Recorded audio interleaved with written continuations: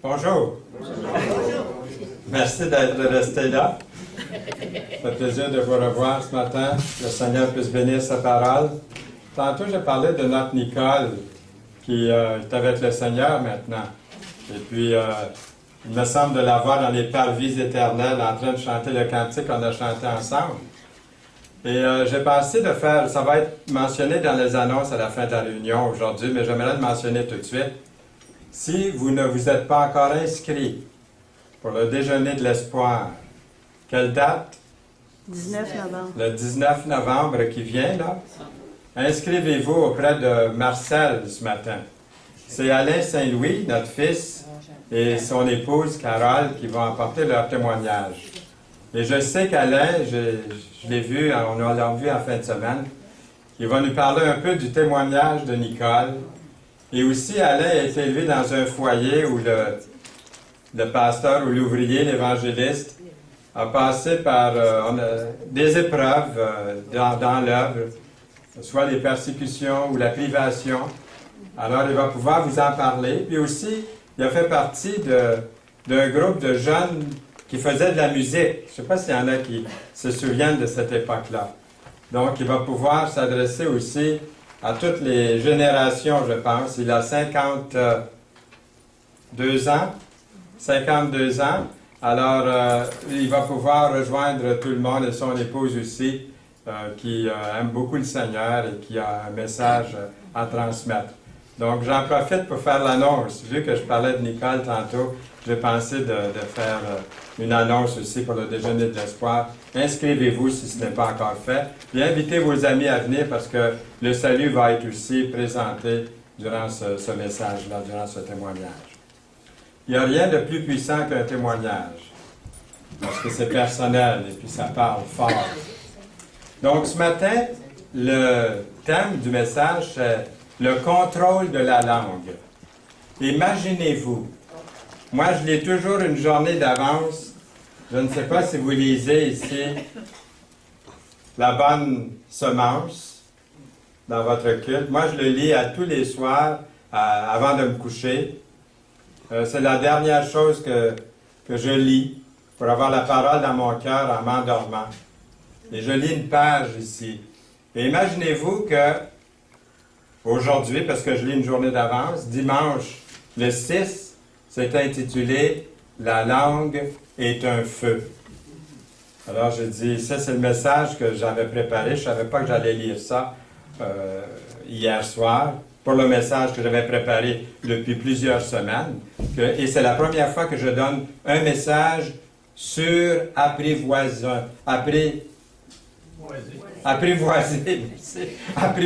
la langue. Le contrôle de la langue. Donc, je vous lis ça comme introduction parce que je trouvais ça tellement bon. C'est juste hier que j'ai décidé ça avant de me coucher, de lire ça. La langue est un feu. Aucun homme ne peut la dompter. C'est un mal plein d'un venin mortel. Vous pouvez le croire, c'est écrit dans Jacques, chapitre 3, les versets 6 à 8.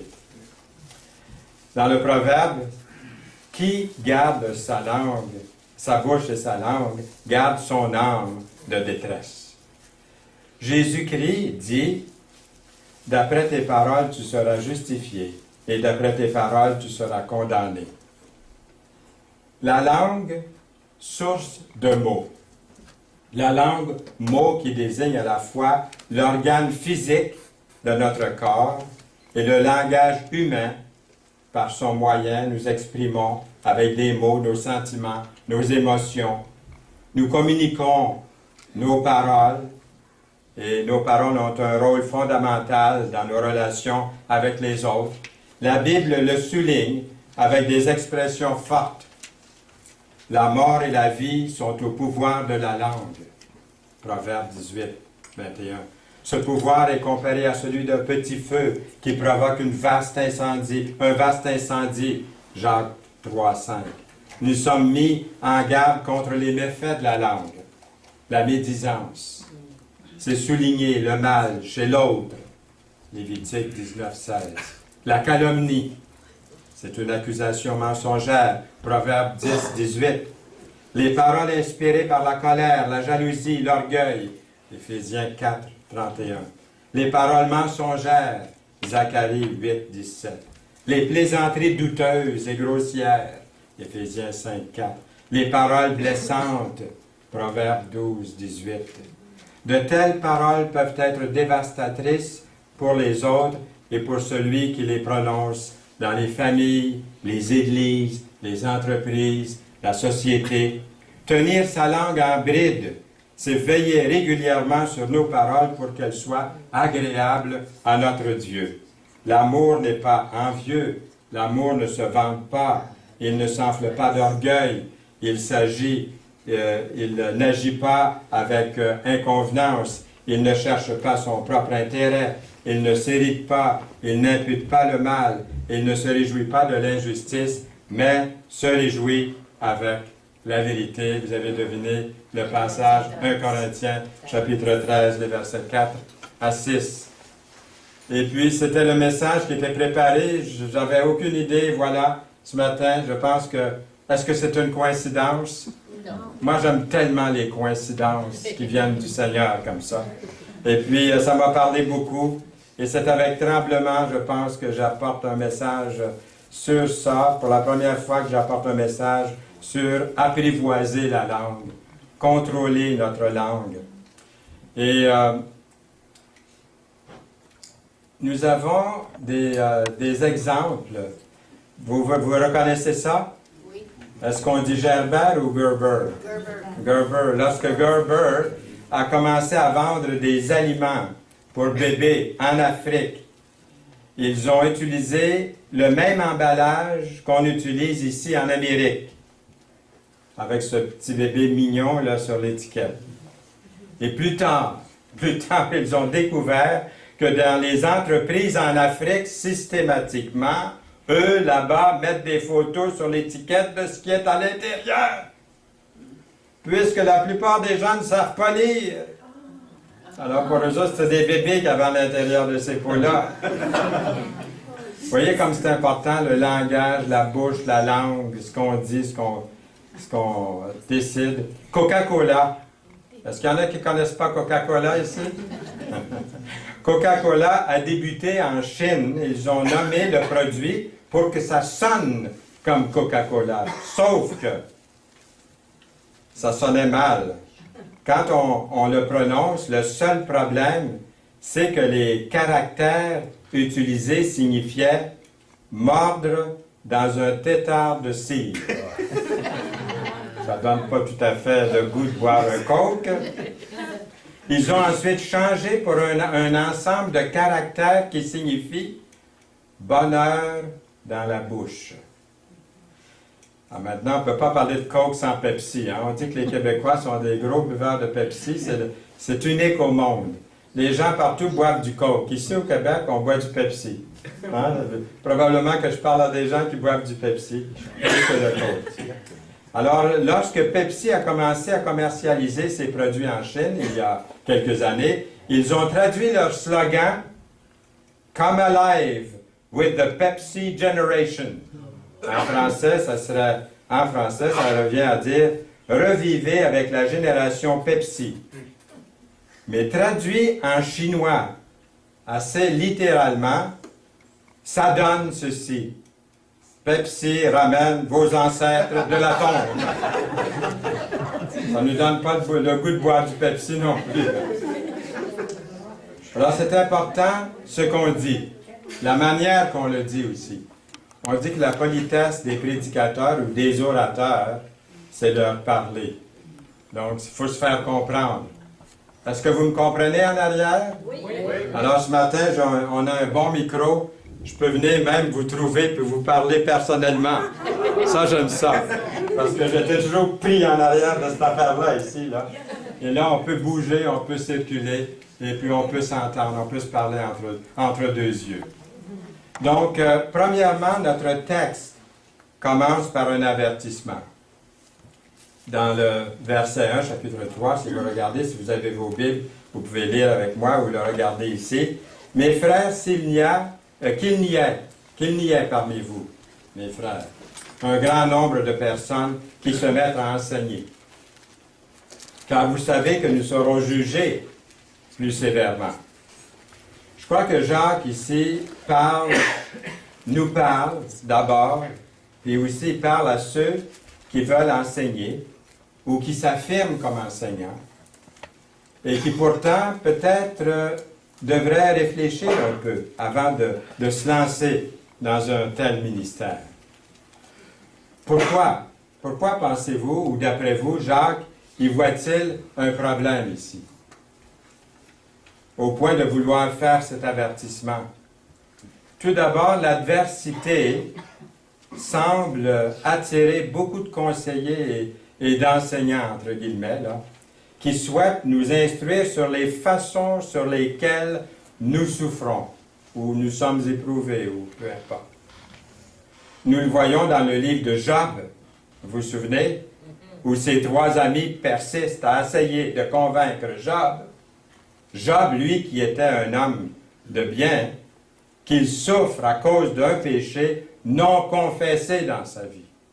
Alors il s'acharne auprès de Job pour lui dire, ça se peut pas, tu dois avoir un péché dans ta vie qui n'a pas été confessé, c'est pour ça que tu souffres. Oui, on l'accusait en même temps.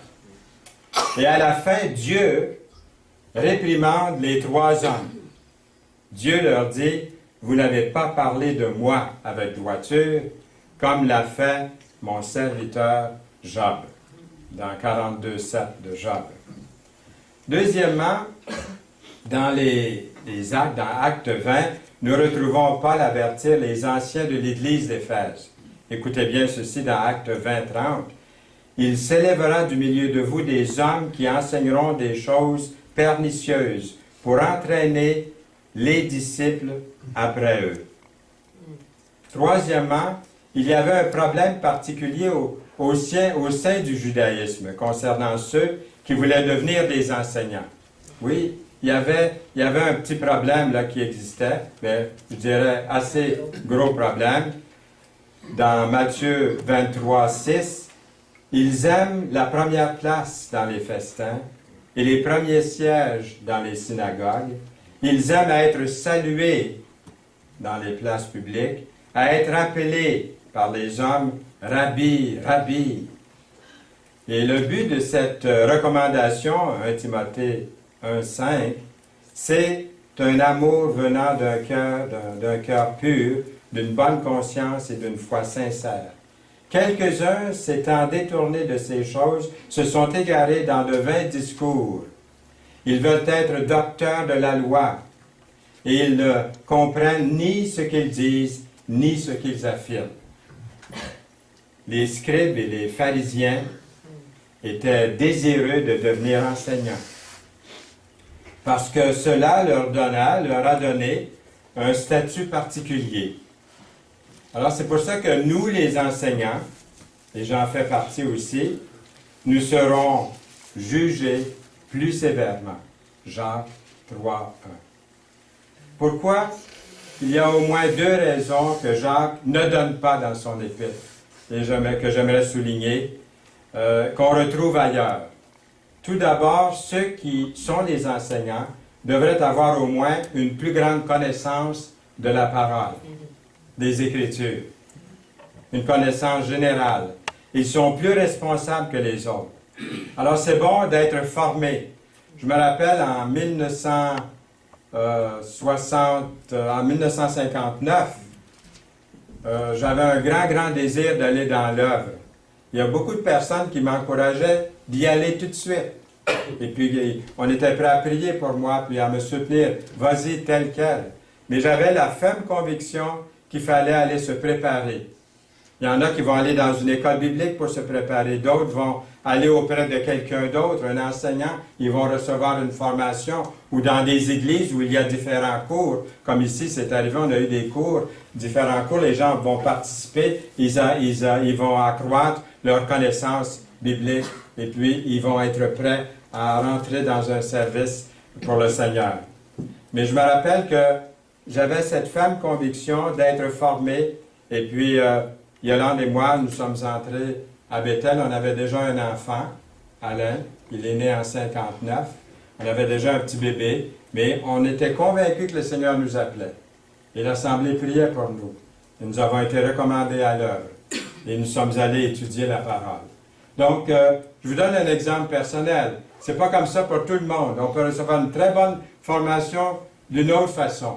Mais ce que je veux souligner, vous l'avez bien compris, il faut connaître la vérité, il faut connaître la parole avant d'ouvrir la bouche puis de commencer vraiment un ministère d'enseignant.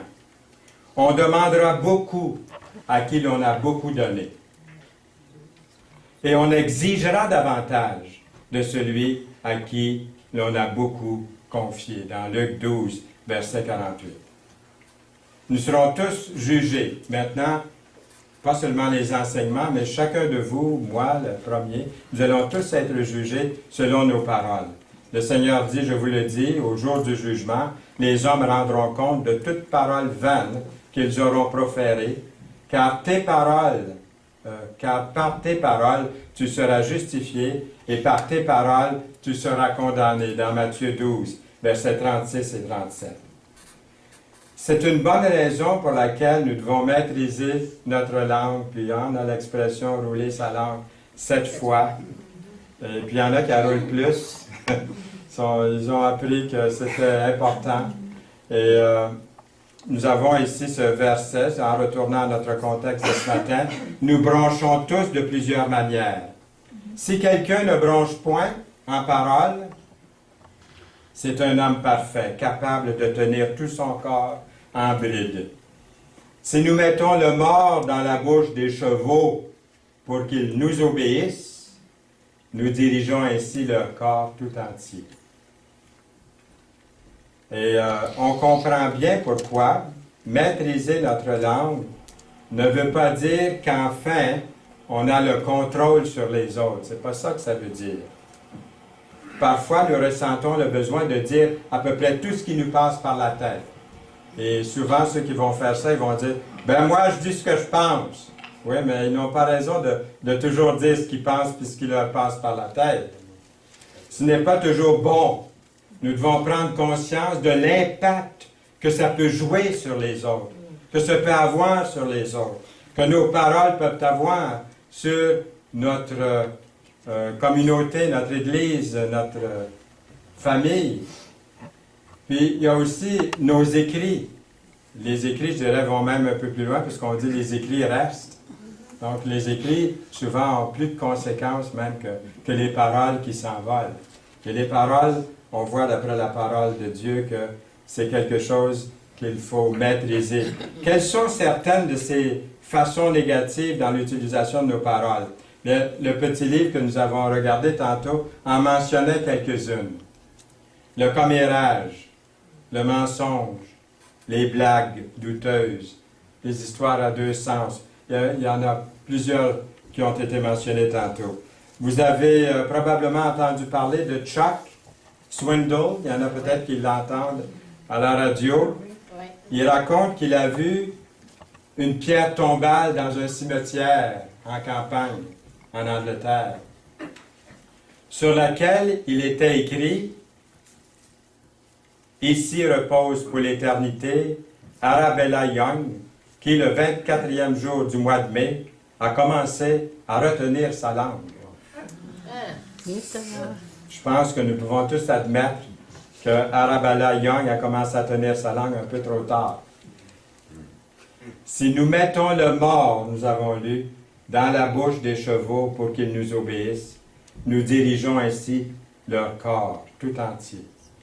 Voici même les navires qui sont si grands et que poussent des vents impétueux sont dirigés par un très petit gouvernail au gré du pilote. Alors, premièrement, ma langue me dirige vers où je vais. Où est-ce que votre langue vous dirige, votre bouche, votre parler? Un petit morceau de métal rond qu'on appelle le mort, qu'on met dans la gueule du cheval. Lui qui pèse 1000 livres et plus, on peut le faire courser, le faire marcher, le faire trotter, le faire sauter, le faire tourner à gauche, à droite. Le paquebot, ici j'ai pris une photo du paquebot Queen Mary, qui est un croiseur de luxe que vous connaissez, avec plus de 3 hectares de surface de pont de loisirs, Ça représente une superficie égale à 10 000 mètres carrés. Comparé à la taille du navire, le gouvernail est seulement une petite partie du bateau. Pourtant, il peut contrôler exactement où le navire doit se diriger. Les paroles que vous utilisez, la façon dont vous les utilisez, va en grande partie orienter votre vie, influencer vos amis, votre vie de couple, votre vie de famille, même vos relations de travail ou votre profession. Jacques 3,5, de même la langue est un petit membre et elle se vante de grandes choses. Voyez comme un petit feu peut embraser une grande forêt. Vous voyez les images que Jacques nous donne pour nous faire comprendre quelque chose de sérieux. La langue est aussi un feu. C'est un monde de l'iniquité.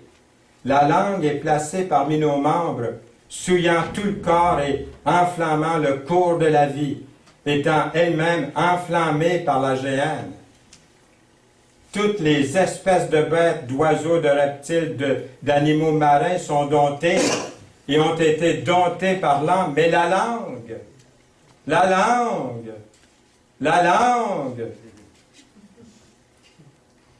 est-ce que le disque est brisé?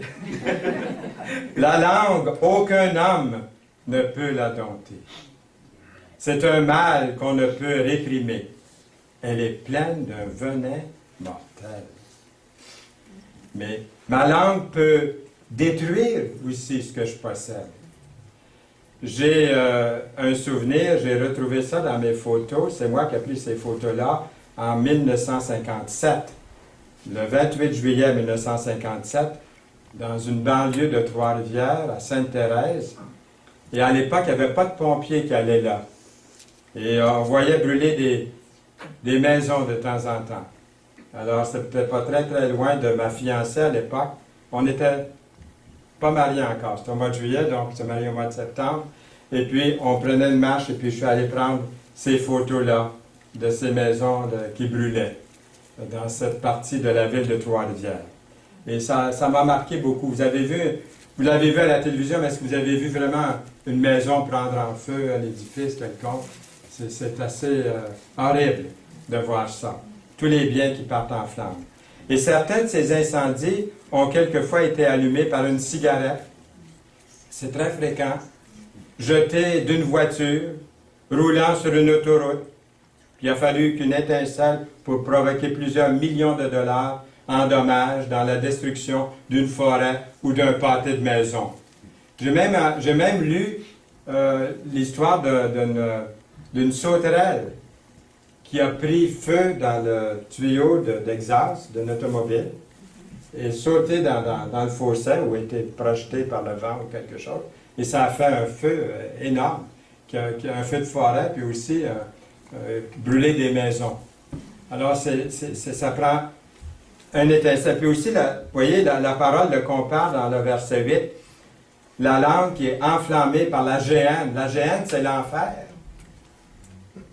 La signification possible ici est que l'enfer est un lieu de destruction éternelle. Et notre langue pourrait entraîner une destruction semblable. La langue peut corrompre la personne tout entière. Avez-vous déjà perdu l'amitié de quelqu'un à cause de votre langue ou à cause de sa langue, de leur langue? Amis, relations, parents, certains privilèges. Qu'est-ce qui est arrivé? Qu'est-ce qui est arrivé?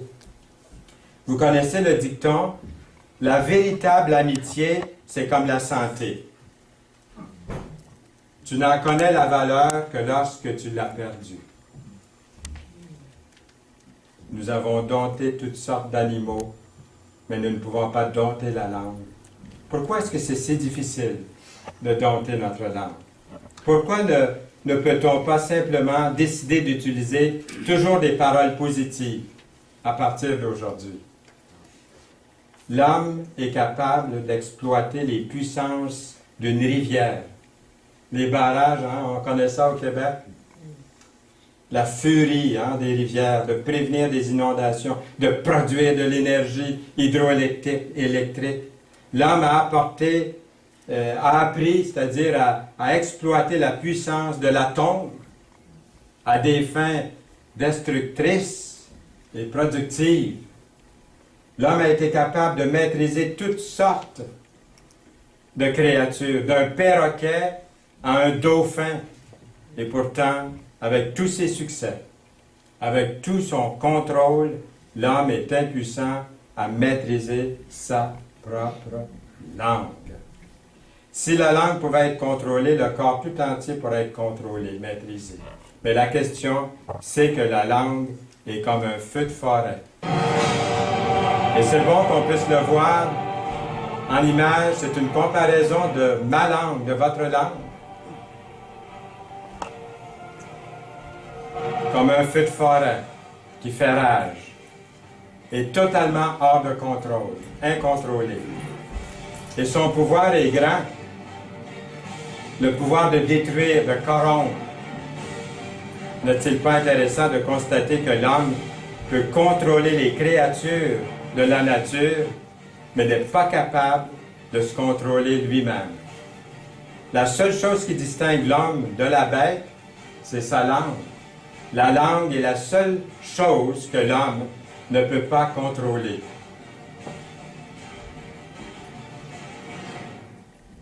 Et Jacques nous dit que la langue, c'est un mal qu'on ne peut réprimer, la dompter, la faire obéir, au verset 8 du chapitre 3. Le mot réprimer se trouve ici, qui veut dire qu'on ne peut la contrarier, ou la brider, ou la calmer, ou la modérer, ou la freiner, ou maîtriser. L'image est semblable à un serpent qui est agité et qui s'apprête à frapper de son venin de sa victime. Ça nous donne une idée de la puissance de destruction meurtrière de la langue, si elle n'est pas sous contrôle. Aussi triste que cela puisse être. Quand j'ai fait l'étude, je me suis dit, c'est incroyable, je n'aurais jamais pensé que c'était aussi sérieux, aussi fort, aussi malin, aussi méchant, cette langue, si elle n'est pas sous contrôle. Et de la même bouche, on peut produire à la fois la bénédiction et la malédiction. Aussi différents que ces deux mots-là puissent l'être. À un moment donné, ma langue peut prononcer des paroles de vérité, de bénédiction, comme ce matin, durant les louanges, durant cette réunion, avec une sincérité absolue. Puis quelques instants plus tard, elle peut parler de quelque chose de terrible, de quelque chose de mauvais. Nous pouvons voir cette vérité illustrée dans la bouche de l'apôtre Pierre. Ça vaut la peine de le lire ici, dans Matthieu 16.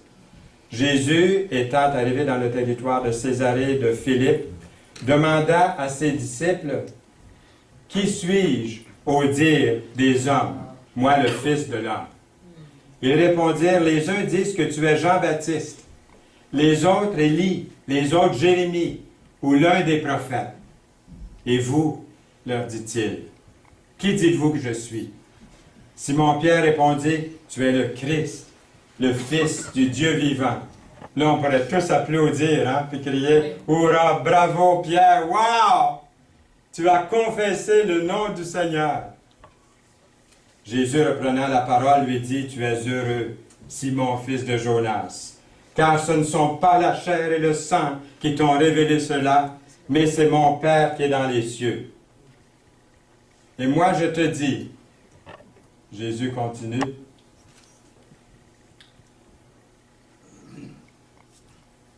et vous, leur dit-il, ça on a déjà lu ce verset, et moi je te dis que tu es Pierre, et que sur ce roc, je bâtirai mon Église.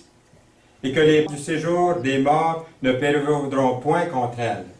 Je te donnerai les clés du royaume des cieux. Ce que tu lieras sur la terre sera lié dans les cieux, et ce que tu délieras sur la terre sera délié dans les cieux. Alors, il recommanda aux disciples de ne dire à personne qu'il était le Christ.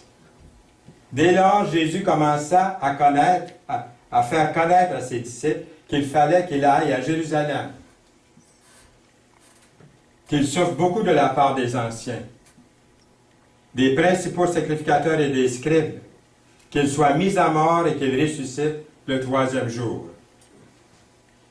Wow!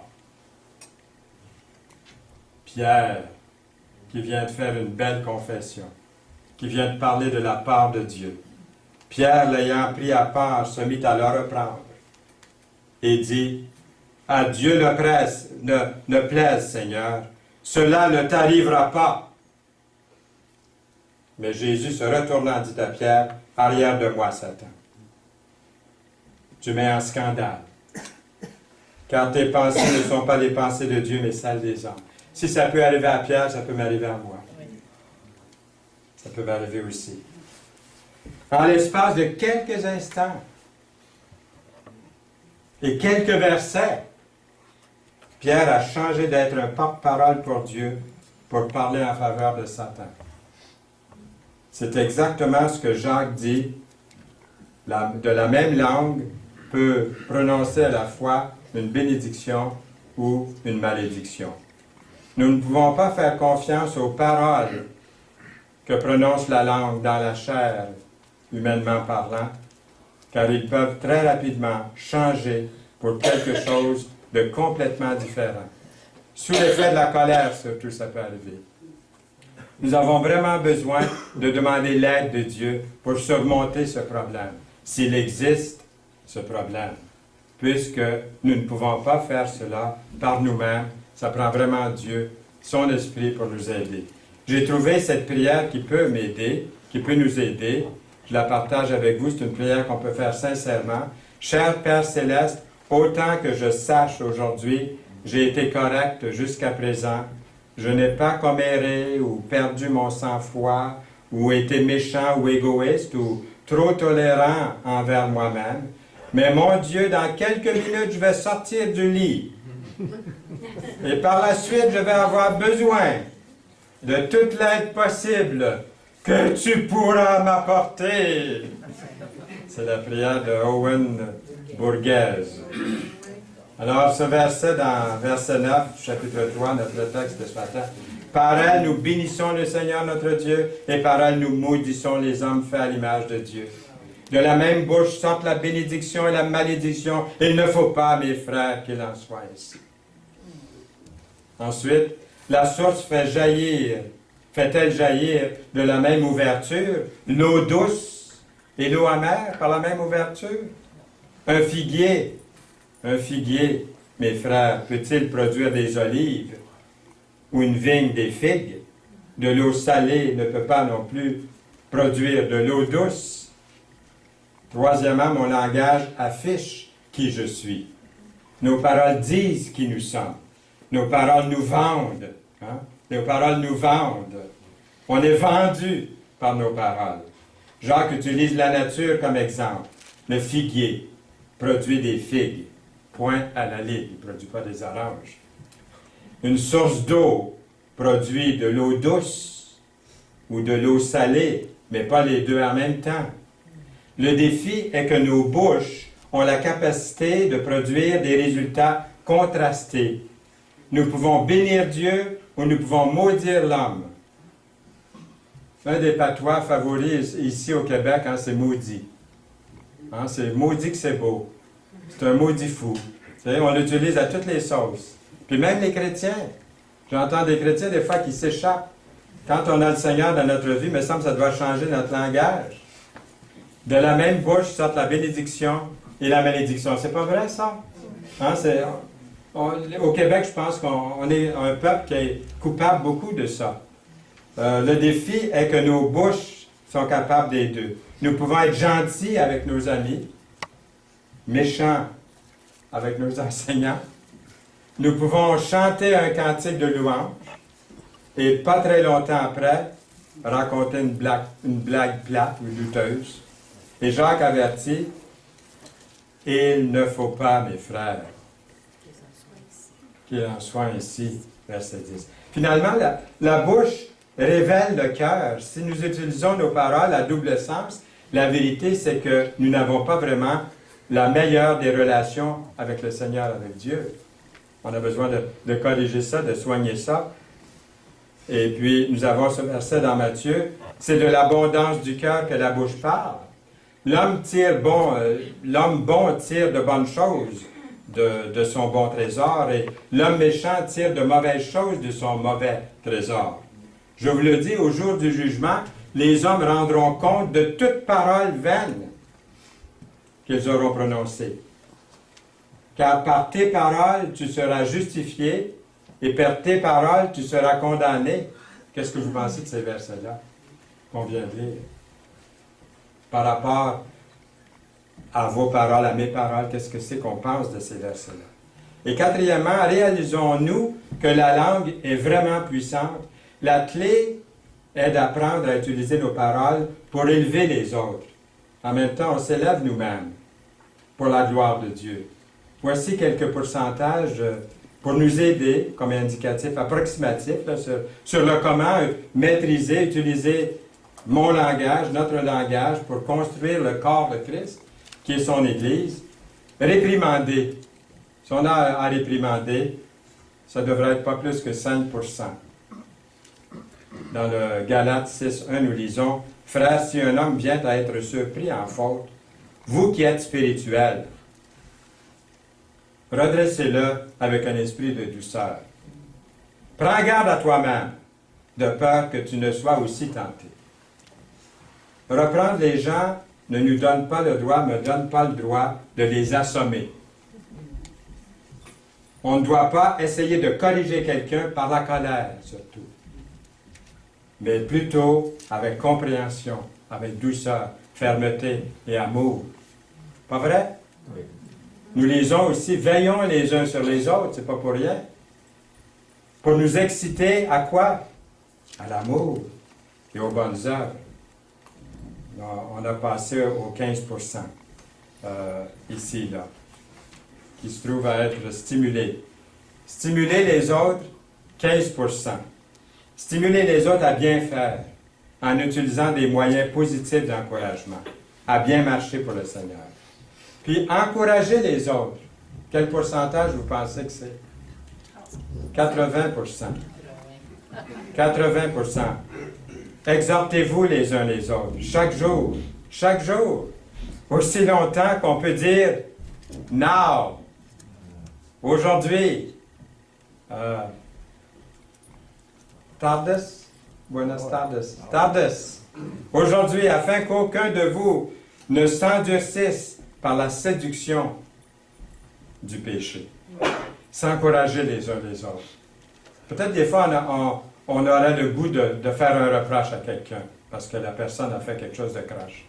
Puis, ma première réaction, c'est ça peut-être de dire quelque chose, hein, de reprendre. Vite. Mais c'est pas ça que la parole nous demande de faire. Elle nous demande de prendre une autre attitude.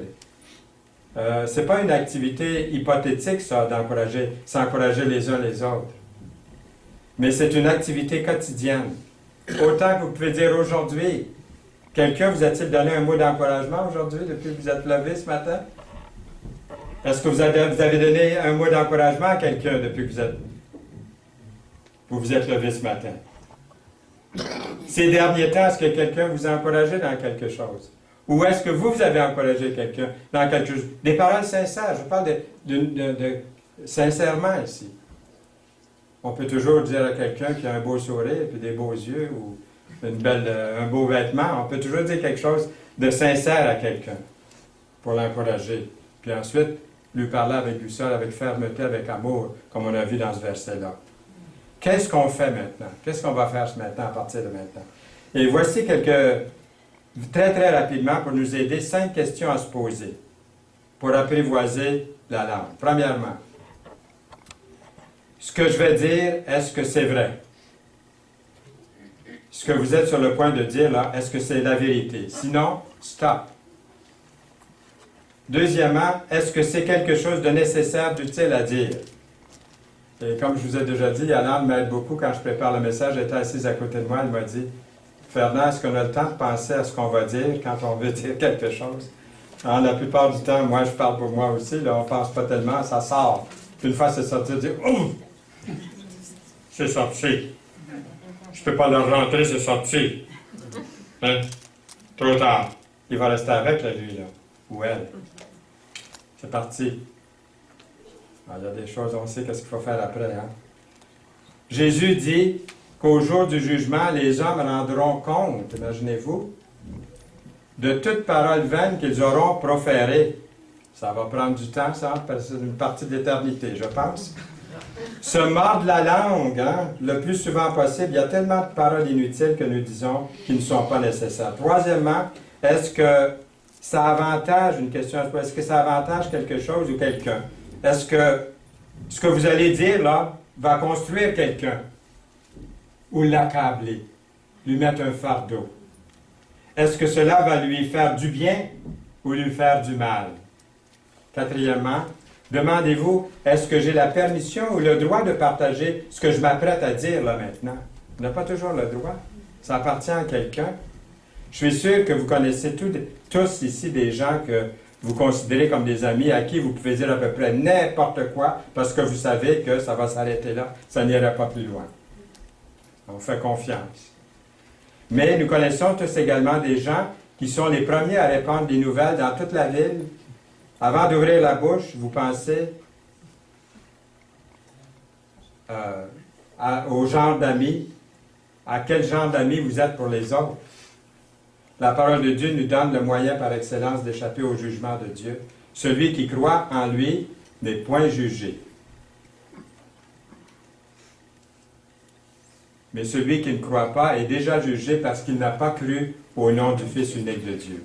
Voyez, j'arrive au salut ici, puis s'il y avait quelqu'un ici ce matin qui a entendu le message, qui n'a pas l'assurance de son salut, il dit, « Moi, je suis perdu. Ma langue m'a vendu.